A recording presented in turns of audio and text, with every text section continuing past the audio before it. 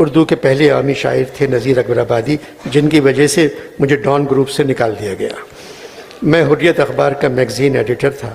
نذیر اکبر آبادی کی برسی کے دن میں نے ان کا آدمی نامہ لکھ کر کاتب کو دے دیا۔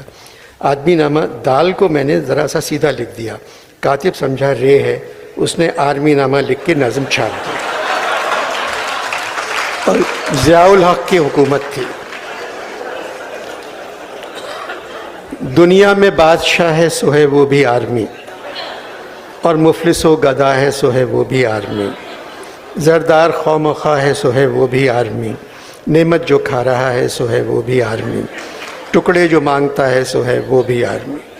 اب ضیاء الحق کے سوچیے آپ، مسجد بھی آرمی نے بنائی ہے یا میاں، بنتے ہیں آرمی ہی امام اور خود بخواں، پڑھتے ہیں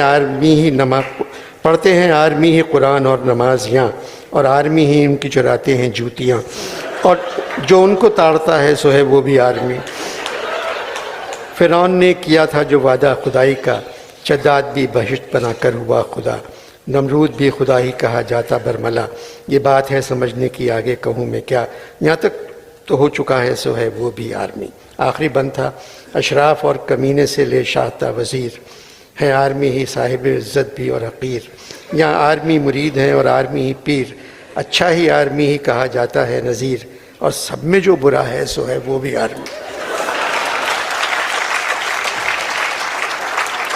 حریت کے مالک تھے Mahmood Haroon, interior minister, general Mujib ur-Rahman information کے وزیر تھے، میرے بڑے بھائی انفارمیشن کے سندھ کے سیکرٹری تھے۔ حمید ہارون میرے پاس آئے اور بولے تمہارے میگزین میں کیا چھپ گیا؟ میں نے کہا کاتب کی غلطی۔ کاتب کو بلایا تو معلوم ہوا اور رات ہی میں بیوی بچوں کے ساتھ میرپور خاص چلے گئے۔ میں نے جنرل مجیب کو فون کیا اور کہا سر صرف کتابت کی غلطی ہے، ہماری آرمی میں کوئی غلطی نہیں۔ انہوں نے غصے سے فون بند کر دیا۔ 2 دن یہ ہنگامہ چلتا رہا، پھر جنرل ضیاء کو اطلاع کر دی گئی کہ مجھے ملازمت سے الگ کر دیا گیا ہے۔ ویسے کاتب کی غلطی نہیں تھی، میں نے جان بوجھ کر دال کی جگہ رے لکھ دیا تھا۔